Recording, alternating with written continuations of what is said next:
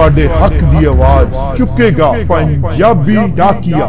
ਪੰਜਾਬੀ ਡਾਕੀਆ ਵੇਖ ਰਹੇ ਸਾਰੇ ਦਰਸ਼ਕਾਂ ਨੂੰ ਹਰਜੀਤ ਸਿੰਘ ਸੰਧੂ ਵੱਲੋਂ ਸਤਿ ਸ੍ਰੀ ਅਕਾਲ।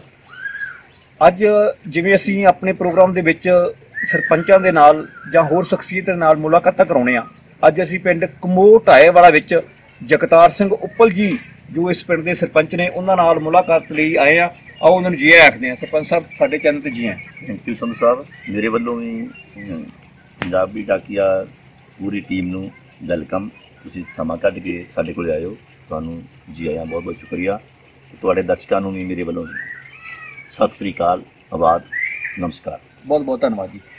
ਅੱਛਾ ਸਰਪੰਚ ਸਾਹਿਬ, ਮੇਰਾ ਪਹਿਲਾ ਸਵਾਲ ਤੁਹਾਡੇ ਕੋਲ ਕਿ ਤੁਹਾਡਾ ਜਿਹੜਾ ਜਨਮ ਕਿੱਥੇ ਹੋਇਆ, ਤੁਹਾਡੀ ਜਿਹੜੀ ਮੁੱਢਲੀ ਪੜ੍ਹਾਈ ਆ ਉਹ ਕਿੱਥੋਂ ਹੋਈ? ਮੇਰਾ ਜਨਮ ਇਸ ਪਿੰਡ ਦੇ ਵਿੱਚ ਹੋਇਆ ਸਨ 1959 ਦੇ ਵਿੱਚ, ਕਮੋਟ ਆਏਵਾਲਾ ਵਿਖੇ ਹੋਇਆ। ਮੇਰੀ ਜਿਹੜੀ ਮੁੱਢਲੀ ਵਿਦਿਆ ਪ੍ਰਾਇਮਰੀ ਤੱਕ ਹਾਂਜੀ ਉਹ ਇਸ ਪਿੰਡ ਦੇ ਵਿੱਚ ਹੀ ਹੋਈ ਆ, ਔਰ 6ਵੀਂ ਕਲਾਸ ਤੋਂ ਲੈ ਕੇ ਮੈਟ੍ਰਿਕ ਤੱਕ ਮੈਂ ਪਿੰਡ ਮਰਾਣਾ ਸਾਡੇ ਨੇੜੇ ਆ ਹਾਂਜੀ ਉੱਥੇ ਕੀਤੀ ਹੈ। ਔਰ ਉਸ ਤੋਂ ਬਾਅਦ ਮੈਂ ਸਿਰਾੜੀ ਖਾਲਸਾ ਕਾਲਜ ਦੇ ਵਿੱਚ ਐਡਮਿਸ਼ਨ ਲਿਆ, ਉੱਥੇ ਮੈਂ ਪ੍ਰੀ ਯੂਨੀਵਰਸਿਟੀ ਕੀਤੀ ਹੈ।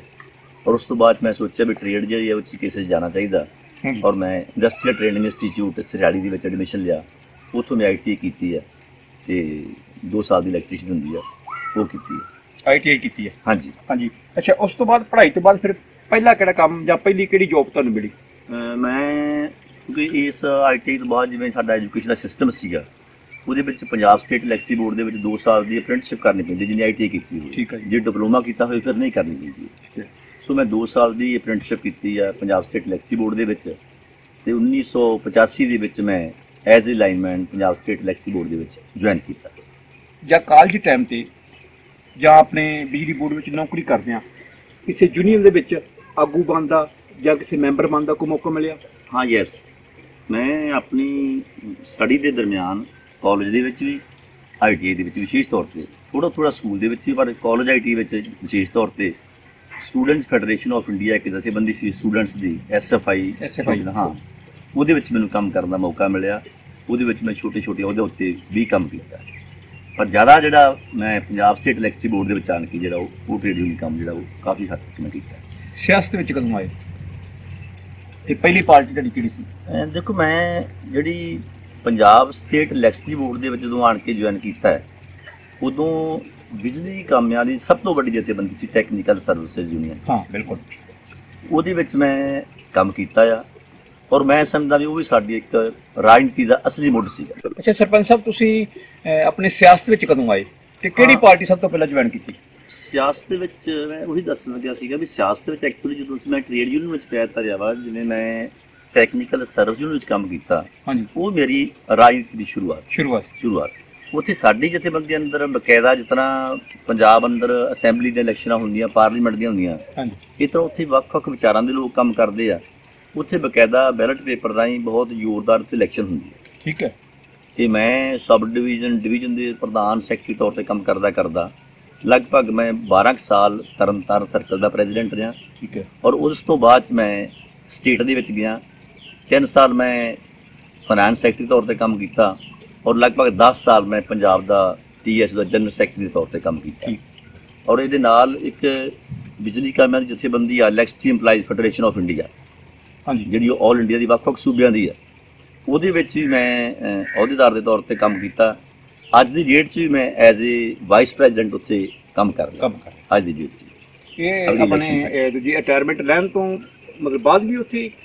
ਹਾਂ, ਯੈਸ, ਮੇਰੀ ਰਿਟਾਇਰਮੈਂਟ ਜਿਵੇਂ ਬਿਜਲੀ ਬੋਰਡ ਦੇ ਵਿੱਚੋਂ ਮਾਰਚ 2017 ਦੇ ਵਿੱਚ ਹੋ ਗਈ ਸੀਗੀ। ਅਤੇ ਜਿਵੇਂ TS 'ਚ ਅੰਦਰ ਸਾਡਾ ਜਿਹੜਾ ਕੌਨਸਟੀਟਿਊਸ਼ਨ ਆ ਉਹਦੇ ਵਿੱਚ ਸੀਗਾ ਵੀ ਰਿਟਾਇਰਮੈਂਟ ਤੋਂ ਬਾਅਦ 'ਚ ਬੰਦਾ ਉਹ ਸੈਸ਼ਨ ਨੂੰ ਪੂਰਾ ਕਰਦਾ, ਉਸ ਤੋਂ ਬਾਅਦ ਇਲੈਕਸ਼ਨ ਨਹੀਂ ਲੜਦਾ। ਅੱਛਾ। ਅਤੇ ਇਸੇ ਤਰ੍ਹਾਂ EFI ਜਿਹੜੀ electricity employee federation of India, ਉਹਦੀ ਜਿੰਨਾ ਚਿਰ ਅਗਲੀ ਇਲੈਕਸ਼ਨ ਨਹੀਂ ਆਊਗੀ ਉਹਨਾਂ ਚਿਰ ਮੈਂ ਉੱਥੇ ਕੰਮ ਕਰੂੰਗਾ। ਜਦੋਂ ਅਗਲੀ ਇਲੈਕਸ਼ਨ ਆ ਗਈ ਉਸ ਤੋਂ ਬਾਅਦ 'ਚ ਉੱਥੇ ਮੈਂ ਰਿਜ਼ਾਈਨ ਕਰ ਦੂੰਗਾ, ਉੱਥੋਂ ਮੈਂ ਅਗਲੀ ਇਲੈਕਸ਼ਨ ਨਹੀਂ ਲੜੂੰਗਾ। ਹੁਣ ਤੱਕ ਆਪਣੇ ਕੀਤੇ ਕੰਮ ਤੋਂ ਜਾਂ ਆਪਣੇ ਅਹੁਦਿਆਂ ਤੋਂ, ਭਾਵੇਂ ਤੁਸੀਂ ਆਪਣੇ ਸਰਕਾਰੀ ਤੌਰ 'ਤੇ ਜਿਹੜੀਆਂ ਆਪਣੀ ਏਜੰਸੀਆਂ ਸੀਗੀਆਂ ਉਹਨਾਂ 'ਚ ਕੰਮ ਕੀਤਾ, ਬਿਜਲੀ ਬੋਰਡ 'ਚ ਕੰਮ ਕੀਤਾ, ਆਪਣੇ ਹੁਣ ਤੱਕ ਦੇ ਅਹੁਦੇ ਤੋਂ ਸੰਤੁਸ਼ਟ? ਦੇਖੋ, ਜਿੰਨਾ ਕਿ ਮੈਂ ਕੰਮ ਕੀਤਾ ਆਪਣੀ ਟ੍ਰੇਡ ਯੂਨੀਅਨ ਵਿੱਚ, ਮੈਨੂੰ ਆਪਣੇ ਆਪ ਦੇ ਉੱਤੇ ਪੂਰਨ ਤਸੱਲੀ ਹੈ। ਭਾਵੇਂ 100% ਤਾਂ ਸੰਤੁਸ਼ਟ ਵਿਅਕਤੀ ਕਦੀ ਹੁੰਦਾ ਨਹੀਂ ਹੈ, ਬਿਲਕੁਲ, ਕਈ ਘਾਟਾਂ ਕਮਜ਼ੋਰੀਆਂ ਹੁੰਦੀਆਂ, ਪਰ ਜਿੰਨੀ ਮੈਂ ਆਪਣੇ ਆਪ ਨੂੰ ਮਹਿਸੂਸ ਕਰਦਾ ਵੀ ਸੈਲਫ ਕੌਨਫੀਡੈਂਸ ਦਾ ਜਿੰਨਾ ਓਨੈਸਟੀ ਕੰਮ ਕੀਤਾ ਵਾ, ਉੱਥੇ ਮੇਰੀ ਸੰਤੁਸ਼ਟੀ ਪੂਰੀ ਹੈ।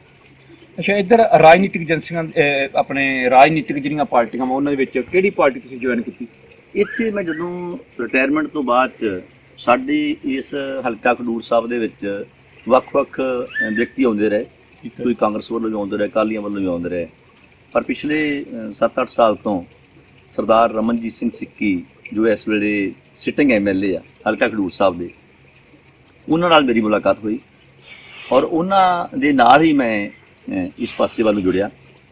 ਔਰ ਈਵਨ ਜਿੱਦਣ ਮੇਰੀ ਰਿਟਾਇਰਮੈਂਟ ਪਾਰਟੀ ਸੀ, ਲਗਭਗ 4 ਘੰਟੇ ਦਾ ਸਮਾਂ ਉਹਨਾਂ ਨੇ ਮੇਰੇ ਨਾਲ ਬਿਤਾਇਆ, ਤੇ ਉਹਦੇ ਨਾਲ ਮੇਰੇ ਵਿਅਕਤੀਗਤ ਤੌਰ 'ਤੇ ਵਿਚਾਰ ਜਿਹੜੇ ਕਾਫੀ ਮੇਲ ਖਾਂਦੇ ਸੀਗੇ ਔਰ ਉਹਨਾਂ ਦੇ ਨਾਲ ਮੈਂ ਜੁੜ ਕੇ ਹੀ ਜਿੱਥੇ ਇਸ ਵੇਲੇ ਕੰਮ ਕਰ ਰਿਹਾ ਇੱਕ ਸੱਤਾਧਾਰੀ ਪਾਰਟੀ ਦੇ ਨਾਲ, ਉਹ ਵਿਅਕਤੀ ਵਿਸ਼ੇਸ਼ ਤੌਰ 'ਤੇ ਮੈਂ ਨਿੱਜੀ ਤੌਰ 'ਤੇ ਉਹਨਾਂ ਨਾਲ ਜੁੜ ਕੇ ਕੰਮ ਕਰ ਰਿਹਾ। ਤੁਸੀਂ ਕਾਂਗਰਸ ਪਾਰਟੀ ਜੁਆਇਨ ਕੀਤੀ ਤੇ ਰਮਨਜੀਤ ਸਿੱਕੀ ਜਿਹੜੇ MLA ਸਾਹਿਬ ਆ ਉਹਨਾਂ ਨਾਲ ਤੁਸੀਂ ਕੰਮ ਕੀਤਾ? ਉਹਨਾਂ ਨਾਲ ਕੰਮ ਕੀਤਾ, ਹੁਣ ਵੀ ਉਹਨਾਂ ਨਾਲ ਹੀ ਕਰ ਰਿਹਾ ਮੈਂ। ਸਰਪੰਚੀ ਦੀ ਇਲੈਕਸ਼ਨ ਤੁਸੀਂ ਐਰਕੀ ਲੜੀ ਪਹਿਲੀ ਵਾਰ ਜਾਂ ਉਸ ਤੋਂ ਪਹਿਲਾਂ ਵੀ ਲੜੀ? ਸਰਪੰਚੀ ਦੀ ਇਲੈਕਸ਼ਨ ਐਕਚੁਅਲੀ ਮੈਂ ਪਹਿਲੀ ਵਾਰ ਲੜੀ ਆ, ਕਿਉਂਕਿ ਹਾਲਾਂਕਿ ਮੈਂ ਇਸ ਗੱਲ ਨੂੰ ਮਹਿਸੂਸ ਕਰਦਾ ਸੀਗਾ ਵੀ ਟ੍ਰੇਡ ਯੂਨੀਅਨ 'ਚ ਕੰਮ ਕਰਨ ਦੇ ਵਿੱਚ ਤੇ ਪਿੰਡ ਦੀ ਜਿਹੜੀ ਰਾਜਨੀਤੀ ਆ, ਸਭ ਤੋਂ ਹੇਠਲੀ ਇਕਾਈ ਹੈ ਪਿੰਡ ਰਾਜਨੀਤੀ ਦਾ, ਉਹਦੇ ਵਿੱਚ ਕੰਮ ਕਰਨ 'ਚ ਅੰਤਰ ਜ਼ਰੂਰ ਆ। ਅੰਤਰ ਹੈ, ਬਿਲਕੁਲ ਠੀਕ ਹੈ।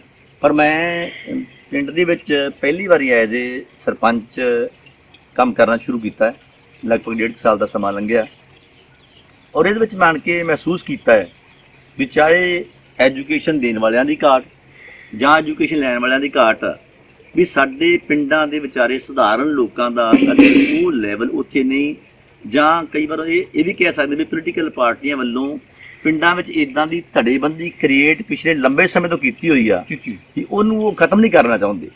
ਸ਼ਾਇਦ ਜੇ ਉਹ ਖਤਮ ਹੋ ਜਾਵੇ ਤੇ ਸਾਡੇ ਪਿੰਡਾਂ ਦਾ ਵਿਕਾਸ ਜਿਹੜਾ ਉਹ ਵੱਧ ਹੋ ਸਕਦਾ, ਪਿੰਡਾਂ ਦੀ ਨੁਹਾਰ ਜਿਹੜੀ ਉਹ ਬਦਲ ਸਕਦੀ ਹੈ। ਇੱਕ ਦੂਜੇ ਪ੍ਰਤੀ ਰੰਜਿਸ਼, ਇੱਕ ਦੂਜੇ ਨੂੰ ਮਤਲਬ ਜੈਲਸੀ ਰੱਖਣੀ, ਇਹ ਪਿੰਡਾਂ ਦੀ ਜਿਹੜੀ ਆ ਫਿਰ ਚੱਲ ਰਹੀ ਆ ਔਰ ਇਹ ਮੈਂ ਦੇਖ ਰਿਹਾ, ਮੈਨੂੰ ਮਹਿਸੂਸ ਵੀ ਹੋ ਰਹੀ। ਅੱਛਾ, ਤੁਹਾਡੇ ਜਿਵੇਂ ਆਪਣੇ ਸਰਪੰਚ ਬਣਨ ਤੋਂ ਬਾਅਦ ਜਦੋਂ ਆਪਾਂ ਕੋਈ ਪਿੰਡ ਦਾ ਵਿਕਾਸ ਬਾਰੇ ਸੋਚਣਾ ਹੁੰਦਾ ਜਾਂ ਕਰਨਾ ਹੁੰਦਾ ਵਾ, ਤੇ ਬਹੁਤ ਸਾਰੇ ਵਿੱਚ ਵਿਰੋਧੀ ਜਾਂ ਦੂਸਰੀਆਂ ਪਾਰਟੀਆਂ ਵਾਲੇ ਕਹਿ ਲਈਏ ਵਿੱਚ ਰੋੜਾ ਰਕਾਉਂਦੇ ਆ ਵੀ ਆਹ ਕੰਮ ਨਹੀਂ ਕਰਨਾ, ਇਹ ਕੰਮ ਨਹੀਂ ਕਰਨਾ, ਤੁਸੀਂ ਸਰਕਾਰ ਤੋਂ ਕੀ ਮੰਗ ਕਰਦੇ ਹੋ? ਮੇਰਾ ਸਵਾਲ ਇੱਥੇ ਆਉਂਦਾ ਵਾ ਕਿ ਤੁਸੀਂ ਸਰਕਾਰ ਤੋਂ ਕੀ ਮੰਗ ਕਰਦੇ ਹੋ ਵੀ ਜਿਹੜੀਆਂ ਗ੍ਰਾਂਟਾਂ ਉਹ ਦੇ ਕੇ, ਜਾਂ ਤੁਸੀਂ ਆਪਣੇ ਪਿੰਡ ਨੂੰ ਕਿਸ ਲੈਵਲ ਤੇ ਉੱਚਾ ਚੁੱਕਣਾ ਚਾਹੁੰਦੇ ਹੋ? ਦੁੱਖ ਇਹਦੇ ਵਿੱਚ ਵੀ ਪਿੰਡਾਂ ਦੇ ਵਿੱਚ ਮੈਂ ਜਿਵੇਂ ਪਹਿਲਾਂ ਕਿਹਾ ਬੈਡ ਲੱਕ ਪਿੰਡਾਂ ਦੀ, ਬਦਕਿਸਮਤੀ ਕਹਿ ਸਕਦੇ ਪਿੰਡਾਂ ਦੀ, ਇਹ ਪ੍ਰੋਬਲਮ ਪਿੰਡਾਂ ਦੇ ਵਿੱਚ ਹੈਗੀ ਆ ਵੀ ਜਦੋਂ ਵਿਕਾਸ ਦੀ ਗੱਲ ਆਉਂਦੀ, ਕੰਮਾਂ ਦੀ ਗੱਲ ਆਉਂਦੀ ਆ, ਚਾਹੇ ਲੋਕ ਸੰਤੁਸ਼ਟ ਹੋਣ ਜਾਂ ਨਾ ਹੋਣ, ਪਰ ਇੱਕ ਦੂਜੇ ਦੀ ਥੋੜ੍ਹੀ ਬਹੁਤੀ ਆਲੋਚਨਾ ਨੁਕਤਾਚੀਨੀ ਚੱਲਦੀ ਰਹਿੰਦੀ ਹੈ। ਪਰ ਕੰਮ ਕਰਨ ਵਾਲੇ ਵਿਅਕਤੀ ਨੂੰ ਲੋਕਾਂ ਦੀ ਆਲੋਚਨਾ ਵੱਲ ਧਿਆਨ ਨਾ ਦੇ ਕੇ ਬਿਲਕੁਲ ਓਨੈਸਟੀ ਨਾਲ ਸਾਰਿਆਂ ਨੂੰ ਬਿਲਕੁਲ ਬਰਾਬਰ ਮੰਨ ਕੇ, ਕਿਉਂਕਿ ਇਲੈਕਸ਼ਨ ਵਿੱਚ ਕੋਈ ਵਿਰੋਧੀ ਹੋ ਸਕਦਾ, ਕੋਈ ਤੁਹਾਡੇ ਹੱਕ 'ਚ ਹੋ ਸਕਦਾ, ਪਰ ਇਲੈਕਸ਼ਨ ਤੋਂ ਬਾਅਦ ਸਮੁੱਚੇ ਪਿੰਡ ਦੇ ਸਰਪੰਚ। ਹਾਂ ਬਿਲਕੁਲ, ਔਰ ਉਹਦੇ ਮੁਤਾਬਕ ਹੀ ਕੰਮ ਕਰਨਾ ਚਾਹੀਦਾ।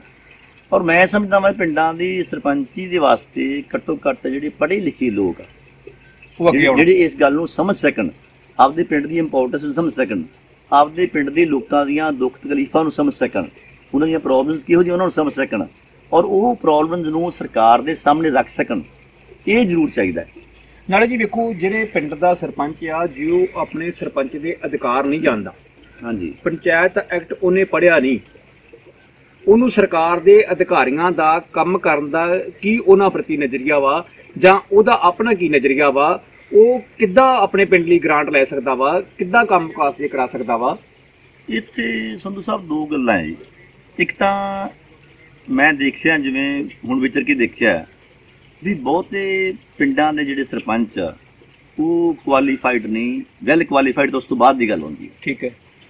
ਔਰ ਜਿਹੜੇ ਕੁਛ ਪੜ੍ਹੇ ਲਿਖੇ ਵੀ ਜਾਂ ਕੁਛ ਐਕਟ ਨੂੰ ਪੜ੍ਹਨਾ ਚਾਹੁੰਦੇ ਆ, ਉਹਨਾਂ ਵਾਸਤੇ ਜਿਹੜਾ ਐਕਟ ਵਾ ਉਹ ਮੁਹੱਈਆ ਨਹੀਂ ਕਰਵਾਇਆ ਜਾਂਦਾ, ਜਿਹੜਾ ਇੱਕ ਬਕਾਇਦਾ ਤੌਰ 'ਤੇ ਇੱਕ ਜਿਹਨੂੰ ਆਪਾਂ ਜ਼ਰੂਰੀ ਸਮਝੀਏ ਵੀ ਇਹ ਚੀਜ਼ ਪਿੰਡਾਂ ਦੇ ਸਰਪੰਚਾਂ ਤੱਕ ਪਹੁੰਚਦੀ ਕਰਨੀ ਹੈ।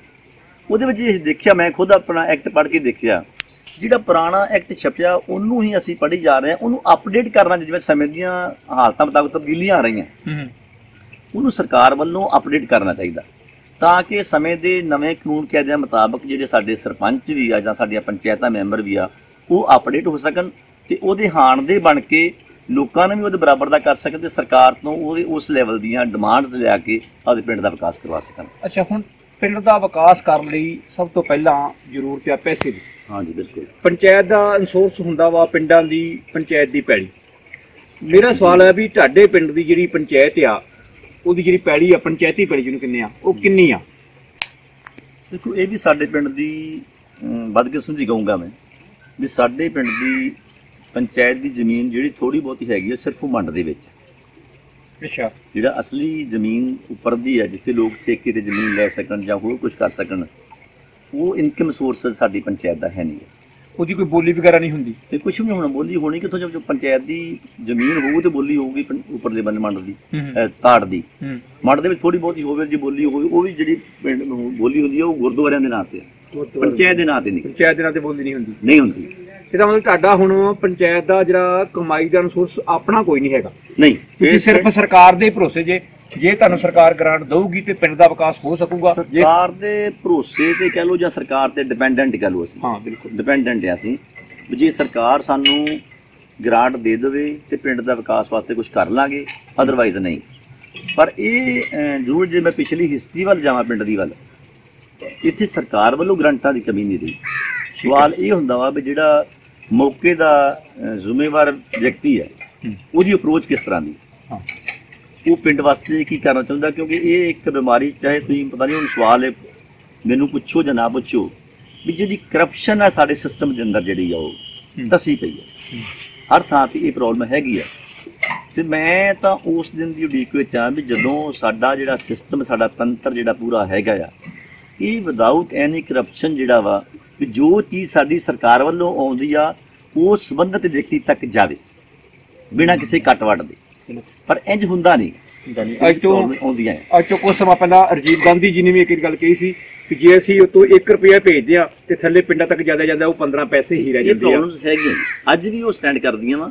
ਕੋਈ ਲਿੰਬਾ ਪੋਚੀ ਕਰਕੇ ਕਵੇ ਨਾ ਜਾਂ ਵੱਖਰੀ ਗੱਲ ਆ, ਪਰ ਇਹ ਪ੍ਰੋਬਲਮ ਹੈਗੀਆਂ। ਅੱਛਾ, ਮੇਰਾ ਸਵਾਲ ਤੁਹਾਨੂੰ ਵੀ ਜੇ ਤੁਹਾਡੀ ਜੋ ਮਨ ਦੀ ਸੋਚ ਹੈ, ਇੱਕ ਸਰਪੰਚ ਹੋਣ ਦੇ ਨਾਤੇ ਜੋ ਸੋਚ ਆ ਵੀ ਮੈਂ ਪਿੰਡ ਨੂੰ ਇਹੋ ਜਿਹਾ ਬਣਾਵਾਂ, ਜੇ ਸਰਕਾਰ ਮੈਨੂੰ ਗ੍ਰਾਂਟ ਦੇਵੇ, ਉਹਦੇ ਵਿੱਚ ਤੁਸੀਂ ਆਪਣੇ ਪਿੰਡ ਦੇ ਵਿਕਾਸ ਲਈ ਕੀ ਡਿਵੈਲਪਮੈਂਟ ਦੀਆਂ ਜਿਹੜੀਆਂ ਸਕੀਮਾਂ ਤੁਹਾਡੇ ਦਿਮਾਗ ਵਿੱਚ ਚੱਲਦੀਆਂ ਵੀ ਜੇ ਮੈਨੂੰ ਗ੍ਰਾਂਟ ਮਿਲੇ ਤੇ ਮੈਂ ਇਹ ਕੰਮ ਜਿਹੜਾ ਉਹ ਕਰਨਾ ਚਾਹੁੰਦਾ? ਦੇਖੋ, ਇੱਕ ਤਾਂ ਮੈਂ ਸਭ ਤੋਂ ਪਹਿਲਾਂ ਤਾਂ ਮੇਰੀ ਤਮੰਨਾ ਇਹ ਸੀ, ਮੈਂ ਆਪਣੇ MLA ਸਾਹਿਬ ਨੂੰ ਕਿਹਾ ਸੀਗਾ ਵੀ ਇੱਕ ਮੇਰੇ ਕੋਲੋਂ ਸ਼ਿਓਰਟੀ ਲੈ ਲਓ ਤੇ ਭਰੋਸਾ ਰੱਖਿਓ ਵੀ ਜੇ ਮੇਰੇ ਪਿੰਡ ਨੂੰ ਗ੍ਰਾਂਟ ਭਾਵੇਂ 2 ਲੱਖ ਮਿਲੇ, ਭਾਵੇਂ 10 ਲੱਖ ਮਿਲੇ, ਠੀਕ ਹੈ, ਮੈਂ ਇਸ ਗੱਲ ਦੀ ਗਰੰਟੀ ਕਰਦਾ ਵੀ ਜਿੰਨੀ ਗ੍ਰਾਂਟ ਆਊਗੀ ਉਹ ਮੇਰੇ ਪਿੰਡ ਦੇ ਵਿਕਾਸ ਵਾਸਤੇ ਲੱਗੂਗੀ। ਉਹਦੇ 'ਚ ਖੁਰਦ-ਬੁਰਦ ਨਹੀਂ ਹੋਊਗੀ 1% ਵੀ, 0.1% ਵੀ ਮੇਰੇ ਵੱਲੋਂ। ਠੀਕ ਹੈ। ਕਿਸੇ ਹੋਰ ਲੈਵਲ ਤੇ ਹੋ ਜਾਏ ਮੈਂ ਕਹਿ ਨਹੀਂ ਸਕਦਾ, ਮੇਰੇ ਵੱਲੋਂ ਨਹੀਂ ਹੋਊਗੀ। ਠੀਕ ਹੈ। ਦੂਸਰੀ ਗੱਲ, ਅਸੀਂ ਚਾਹੁੰਦੇ ਹਾਂ ਵੀ ਸਾਨੂੰ ਗ੍ਰਾਂਟ ਜੇ ਵੱਧ ਤੋਂ ਵੱਧ ਮਿਲਦੀ ਆ, ਇੱਕ ਤਾਂ ਜਿਵੇਂ ਸਾਡਾ ਪੁਰਾਣਾ ਸਿਸਟਮ ਚੱਲਦਾ ਵੀ ਪਿੰਡਾਂ ਦੀਆਂ ਗਲੀਆਂ ਨਾਲੀਆਂ ਦੇ ਉੱਪਰ ਅਸੀਂ ਉੱਠ ਨਹੀਂ ਸਕੇ। ਮੈਂ ਚਾਹੁੰਦਾ ਹਾਂ ਵੀ ਸਾਡਾ ਜਿਹੜਾ ਐਜੂਕੇਸ਼ਨ ਸਿਸਟਮ ਆ, ਜਿੱਥੋਂ ਵਿਦਿਆ ਲੈ ਕੇ ਬੱਚਿਆਂ ਨੇ ਭਵਿੱਖ ਨੂੰ ਸੁਧਾਰਨਾ ਸਾਡੇ ਪਿੰਡ ਦੇ, ਜਿਹਨੂੰ ਅਸਲੀ ਵਿਕਾਸ ਪਿੰਡਾਂ ਦਾ ਕਹਿੰਦੇ ਆਪਾਂ। ਹਾਂ, ਵੀ ਮੈਂ ਚਾਹੁੰਦਾ ਹਾਂ ਵੀ ਉਹ ਅਸੀਂ ਐਜੂਕੇਸ਼ਨ ਸਿਸਟਮ ਦੇ ਵਾਸਤੇ ਆਪਣੇ ਸਕੂਲ ਦਾ ਸੁਧਾਰ ਜਿੰਨਾ ਮੈਕਸਿਮਮ ਹੋ ਸਕਦਾ ਸੀ ਉਹਨਾਂ ਕਰੀਏ। ਸਕੂਲ ਕਿੰਨੇ ਤੱਕ ਤੁਹਾਡਾ? ਕਿੰਨਵੀਂ ਸਕੂਲ? ਮਿਡਲ ਸਕੂਲ ਦਾ ਸਾਡਾ ਜੀ। ਮਿਡਲ ਸਕੂਲ ਆ।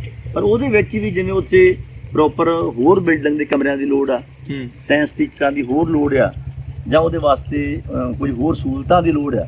ਇਹ ਸਾਰਾ ਕੁਝ ਮੈਂ ਚਾਹੁੰਦਾ ਕਰਨਾ। ਨੰਬਰ 2, ਸਾਡੇ ਪਿੰਡ ਦੇ ਵਿੱਚ ਹੈਲਥ ਦੇ ਨਾਲ ਸੰਬੰਧਿਤ ਸਹੂਲਤਾਂ ਜਿਹੜੀਆਂ ਬਿਲਕੁਲ ਹੈ ਨਹੀਂ। ਡਿਸਪੈਂਸਰੀ ਸਾਡੇ ਪਿੰਡ ਵਿੱਚ ਹੈ ਨਹੀਂ। ਅੱਛਾ, ਹੈ ਨਹੀਂ। ਅਸੀਂ ਚਾਹੁੰਦੇ ਵੀ ਸਾਡੇ ਪਿੰਡ 'ਚ ਡਿਸਪੈਂਸਰੀ ਬਣੇ ਤਾਂ ਕਿ ਜਿਵੇਂ ਜਿਵੇਂ ਚੇਂਜਸ ਆ ਰਹੀ ਆ, ਕਿਉਂਕਿ changes the law of nature, ਜਿਵੇਂ ਤਬਦੀਲੀ ਆ ਰਹੀ ਆ, ਬਿਮਾਰੀਆਂ ਲਗਾਤਾਰ ਵੱਧ ਰਹੀਆਂ, ਲੋਕਾਂ ਦੀਆਂ ਮੁਸ਼ਕਲਾਂ ਵੱਧ ਰਹੀਆਂ, ਜੇ ਪਿੰਡ ਦੇ ਵਿੱਚ ਸਹੂਲਤ ਹੋਵੇ, ਸਿਹਤ ਸਹੂਲਤਾਂ ਹੋਣ, ਸਭ ਮੇਰੇ ਲੋਕਾਂ ਦੇ ਨਾ ਪਸ਼ੂਆਂ ਵਾਸਤੇ ਜਾਂ ਤੇ ਨਾ ਮਨੁੱਖਾਂ ਵਾਸਤੇ? ਜੀ ਨਹੀਂ, ਹਾਂ, ਦੋਨੋਂ ਚੀਜ਼ਾਂ ਸਾਡੇ ਪਿੰਡ ਦੇ ਵਿੱਚ ਹੈ ਨਹੀਂ। ਅੱਛਾ, ਹਾਂ।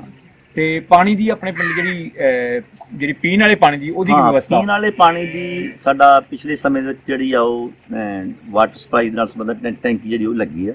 ਉਹ ਸਾਡਾ ਇੱਕ ਪੋਜ਼ਿਟਿਵ ਪੱਖ ਹੈ ਪਿੰਡ ਦਾ। ਉਹ ਕਾਫੀ ਲੋਕਾਂ ਨੂੰ ਸਪਲਾਈ ਪਾਣੀ ਦੀ ਜਿਹੜੀ ਉਹ ਜਾ ਰਹੀ ਆ, ਲੋਕ ਉਸ ਦਾ ਫਾਇਦਾ ਵੀ ਉਠਾ ਰਹੇ, ਕਿਉਂਕਿ ਬਹੁਤ ਡੂੰਘਾ ਪਾਣੀ, ਅੱਛਾ ਪਾਣੀ, ਸਾਫ਼ ਸੁਥਰਾ ਪਾਣੀ ਹੈ, ਉਹ ਸਹੂਲਤ ਸਾਡੇ ਲੋਕਾਂ ਨੂੰ ਮਿਲ ਰਹੀ ਹੈ। ਅੱਛਾ ਸਰਪੰਚ ਸਾਹਿਬ, ਮੈਨੂੰ ਇੱਕ ਚੀਜ਼ ਦੱਸੋ ਕਿ ਜਿਵੇਂ ਪਿੰਡਾਂ ਦੇ ਵਿੱਚ ਨਾਲੀਆਂ ਜਾਂ ਗਲੀਆਂ ਓਪਨ ਨੇ, ਹਾਂਜੀ, ਕੀ ਉਹਨਾਂ ਨੂੰ ਸੀਵਰੇਜ ਦੇ ਰੂਪ ਦੇ ਵਿੱਚ ਅੰਡਰਗਰਾਉਂਡ ਕਰਨ ਦੇ ਮਨ 'ਚ ਵਿਚਾਰ ਆਇਆ? ਇਹ ਸਾਡੀ ਇੱਕ ਪ੍ਰਾਇਓਰਟੀ ਬੇਸ 'ਤੇ ਕਰਨ ਵਾਲਾ ਕੰਮ ਆ। ਅਸੀਂ ਸਰਕਾਰ ਆਪਣੀ ਕੋਲੋਂ ਮੰਗ ਵੀ ਕਰਦੇ ਹਾਂ, ਚਾਹੁੰਦੇ ਵੀ ਹਾਂ ਵੀ ਜੇ ਸਰਕਾਰ ਸਾਨੂੰ ਇਹ ਗ੍ਰਾਂਟ ਦੇਵੇ, ਅਸੀਂ ਸੀਵਰੇਜ ਸਿਸਟਮ ਨੂੰ ਬਕਾਇਦਾ ਰੂਪ ਦੇ ਵਿੱਚ ਮੁਕੰਮਲ ਤੌਰ ਦੇ ਉੱਤੇ ਪਿੰਡ 'ਚ ਪਾ ਕੇ ਜਿਹੜੇ ਪਿੰਡ ਦੇ ਨਿਕਾਸ ਦਾ ਜਿਹੜਾ ਪ੍ਰਬੰਧ ਆ ਉਹ ਜ਼ਰੂਰ ਕਰੀਏ, ਤਾਂ ਕਿ ਪਿੰਡ ਦੇ ਵਿੱਚ ਜਿਹੜਾ ਮੀਂਹਾਂ ਦੇ ਵਿੱਚ ਜਾਂ ਹੋਰ ਬਾਰਿਸ਼ਾਂ ਦੇ ਟਾਈਮ 'ਚ ਪਾਣੀ ਖੜਦਾ ਉਹ ਵੀ ਨਾ ਖੜੇ, ਔਰ ਜਿਹੜੀ ਬਿਮਾਰੀ ਫੈਲ ਜਾਂਦੀ ਕਈ ਵਾਰੀ ਜ਼ਿਆਦਾ ਮੱਛਰਾਂ ਕਰਕੇ ਉਹ ਵੀ ਨਾ ਹੋਵੇ। ਨਹੀਂ, ਕਈਆਂ ਪਿੰਡਾਂ ਦੇ ਵਿੱਚ ਸੀਵਰੇਜ ਸਿਸਟਮ ਅਸੀਂ ਵੇਖਿਆ ਵਾ, ਅਕਸਰ ਅਸੀਂ ਜਾਂਦੇ ਪਿੰਡਾਂ ਦੇ ਵਿੱਚ। ਹਾਂਜੀ। ਹੁਣ ਪ੍ਰੋਬਲਮ ਕੀ ਆ ਵੀ ਸੀਵਰੇਜ ਸਿਸਟਮ ਤੇ ਪੈ ਗਿਆ ਉੱਥੇ, ਤੇ ਪਰ ਹੋਇਆ ਕਿ ਵੀ ਪਾਣੀ ਫੇਰ ਜਿਹੜਾ ਉਹ ਛੱਪੜ ਜਿਹੜੇ ਡੂੰਘੇ ਕੀਤੇ ਉਹਨਾਂ ਛੱਪੜਾਂ 'ਚ ਹੀ ਆ, ਉਹਨਾਂ ਛੱਪੜਾਂ ਦੇ ਵਿੱਚ ਫੇਰ ਉਹਨੂੰ ਜਿਹੜਾ ਗਾੜੀ ਪਲਾਂਟ ਨਹੀਂ ਲਾਇਆ ਗਿਆ ਵੀ ਉਹ ਪਾਣੀ ਸਾਫ਼ ਕੀਤਾ ਜਾਵੇ। ਇਹ ਗੱਲ ਤੁਹਾਡੀ ਬਿਲਕੁਲ ਠੀਕ ਆ। ਬਣਦਾ ਐਕਚੁਅਲੀ ਇਹ ਆ ਵੀ ਉਹ ਰੀਟਰੀਟ ਕੀਤਾ ਜਾਵੇ ਵਾਟਰ ਸਿਸਟਮ ਨੂੰ, ਫਾਇਦਾ ਤਾਂ ਹੀ, ਪਰ something is better than nothing.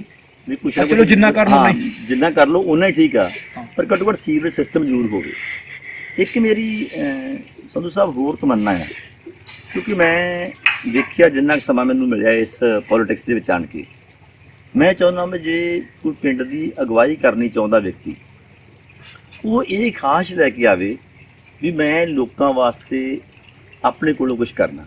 ਜਿਵੇਂ ਮੈਂ ਤੁਹਾਨੂੰ ਐਗਜ਼ਾਮਪਲ ਦਿੰਦਾ ਹੈ ਵੀ ਜਿਵੇਂ ਸਾਡੇ ਪਿੰਡ ਦੇ ਸਕੂਲ ਦੀ ਗੱਲ ਸੀ, ਸਕੂਲ ਦਾ ਸੁਧਾਰ ਮੈਂ ਕਰਨਾ ਚਾਹੁੰਦਾ ਸੀ। ਸਕੂਲ ਵਾਸਤੇ ਗ੍ਰਾਂਟ ਕੋਈ ਹੈ ਨਹੀਂ ਸੀ, ਠੀਕ ਹੈ, ਸਿਰਫ 50,000 ਰੁਪਈਆ ਦੋਨਾਂ ਸਕੂਲਾਂ ਪ੍ਰਾਇਮਰੀ ਤੇ ਮਿਡਲ ਦੇ ਵਿੱਚ ਸੀਗੀ।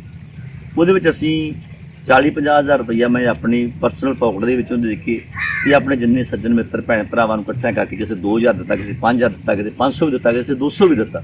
ਅੱਛਾ, ਅਸੀਂ ਲਗਭਗ 2 ਲੱਖ ਰੁਪਈਆ ਦੀ ਗ੍ਰਾਂਟ ਜਿਹੜੀ ਆਪਣੇ ਕੋਲੋਂ ਕਲੈਕਟ ਕਰਕੇ ਅਸੀਂ ਜਿਹੜੀ ਉਹ ਪਿੰਡ ਦੇ ਸਕੂਲ ਵਾਸਤੇ ਉਹ ਲਾਈ ਹੈ। ਸਕੂਲ ਤੇ ਲਾਈ ਆ ਪਿਛਲੇ ਸਮੇਂ ਦੇ ਵਿੱਚ ਕਰੋਨਾ ਮਹਾਮਾਰੀ ਦੀ ਪ੍ਰੋਬਲਮ ਆਈ, ਜਿਹੜੇ ਮਜ਼ਦੂਰਾਂ ਦੀ ਮਜ਼ਦੂਰੀ ਰੋਗੀ ਕੰਮ ਖਤਮ ਹੋ ਗਿਆ, ਉਹਨਾਂ ਨੂੰ ਰੋਟੀ ਦਾ ਪ੍ਰਬੰਧ ਕਰਨ ਦਾ ਸਵਾਲ ਸੀਗਾ।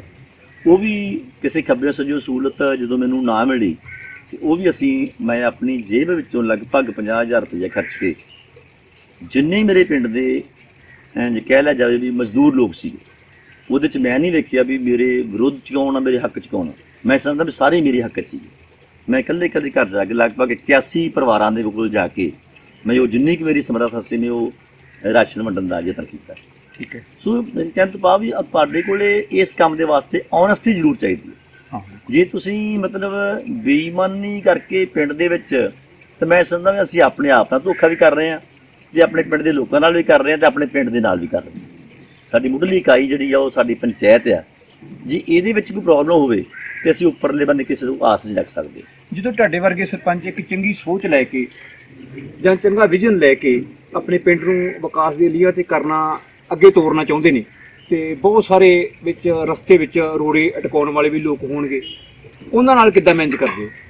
ਦੇਖੋ, ਮੇਰੀ ਥਿੰਕਿੰਗ ਇਹ ਹੈ ਵੀ ਜੇ ਕੋਈ ਅੱਜ ਸਪੋਜ਼ ਕਰ ਲਓ ਪਿੰਡ ਦੇ ਵਿੱਚ ਜਿੰਨੀ ਪਾਪੂਲੇਸ਼ਨ ਆ, ਜੇ ਕੋਈ 25% 30% ਰੋੜੇ ਅਟਕਾਉਣ ਵਾਲੇ ਹੈ ਆ, ਜੇ ਅਸੀਂ ਆਪਣੀ ਅਪਰੋਚ ਉਹਨਾਂ ਪ੍ਰਤੀ ਪੋਜ਼ਿਟਿਵ ਰੱਖਾਂਗੇ, ਉਹਨਾਂ ਨਾਲ ਅਸੀਂ ਆਪਣਾ ਪਿਆਰ ਦਾ ਰਵੱਈਆ ਰੱਖਾਂਗੇ, ਜਿਹੜੇ ਅੱਜ ਰੋੜੇ ਅਟਕਾਉਣ ਵਾਲੇ ਆ ਉਹ ਕੱਲ ਨੂੰ ਤੁਹਾਡੇ ਸਹਿਯੋਗੀ ਹੋਣਗੇ, ਤੁਹਾਡੇ ਸਾਥੀ ਹੋਣਗੇ। ਹਾਂ, ਉਹ ਸਾਡੇ ਨਾਲ ਸਾਥ ਦੇ ਕੇ ਸਾਡੇ ਪਿੰਡ ਦੇ ਵਿਕਾਸ ਵਿੱਚ ਆਪਣਾ ਉਹ ਯੋਗਦਾਨ ਪਾ ਸਕਦੇ ਆ। ਪਰ ਵਿਰੋਧੀ ਨੂੰ ਵਿਰੋਧੀ ਬਣ ਕੇ ਉਹਦੇ ਨਾਲ ਜਿਹੜਾ ਉਹਨੂੰ ਵਿਰੋਧੀ ਤੌਰ ਤੇ ਟਰੀਟ ਨਾ ਕਰੋ, ਉਹਨੂੰ ਆਪਣਾ ਸਮਝ ਕੇ ਕੰਮ ਕਰੋ। ਉਹ ਅੱਜ ਨੇ ਕੱਲ ਨੂੰ ਆਪਣੀ ਗੱਲ ਜ਼ਰੂਰ ਮਹਿਸੂਸ ਕਰੂਗਾ। ਬਹੁਤ ਬਹੁਤ ਧੰਨਵਾਦ ਜੀ। ਥੈਂਕ ਯੂ, ਤੁਹਾਡਾ ਸਾਰਿਆਂ ਦਾ ਬਹੁਤ ਬਹੁਤ ਧੰਨਵਾਦ ਜੀ। ਸਾਡੇ ਕੋਲ ਤੁਸੀਂ ਆਏ ਹੋ ਸਮਾਂ ਕੱਢ ਕੇ, ਤੁਹਾਡਾ ਬਹੁਤ ਬਹੁਤ ਧੰਨਵਾਦ। ਇਹ ਸਨ ਸਰਪੰਚ ਜਗਤਾਰ ਸਿੰਘ ਜੀ ਉੱਪਲ, ਜਿਨ੍ਹਾਂ ਨਾਲ ਅੱਜ ਅਸੀਂ ਉਹਨਾਂ ਦੇ ਗ੍ਰਹਿ ਵਿਖੇ ਆ ਕੇ ਮੁਲਾਕਾਤ ਕੀਤੀ, ਔਰ ਬੜੀ ਖੁਸ਼ੀ ਹੋਈ ਇਹ ਗੱਲ ਦੀ ਕਿ ਜੇ ਇੱਦਾਂ ਸਰਪੰਚ ਪੜ੍ਹੇ ਲਿਖੇ ਸਾਡੇ ਪਿੰਡਾਂ ਦੇ ਹੋਣਗੇ ਤੇ ਉਹ ਸਮਾਂ ਦੂਰ ਨਹੀਂ ਜਿਹੜਾ ਅਸੀਂ ਪੰਜਾਬ ਦਾ ਵਿਕਾਸ ਸੋਚ ਕੇ ਬੈਠੇ ਹਾਂ, ਜਾਂ ਅਸੀਂ ਸੋਚਦੇ ਵੀ ਸਾਡਾ ਪੰਜਾਬ ਦੀ ਤਰੱਕੀ ਕਰੇ, ਉਹ ਕਰ ਸਕੂਗਾ। ਮੇਰੇ ਨਾਲ ਕੈਮਰਾਮੈਨ ਮਨਜੀਤ ਸਿੰਘ ਘਟਕਾ ਤੇ ਹਰਜੀਤ ਸਿੰਘ ਸੰਧੂ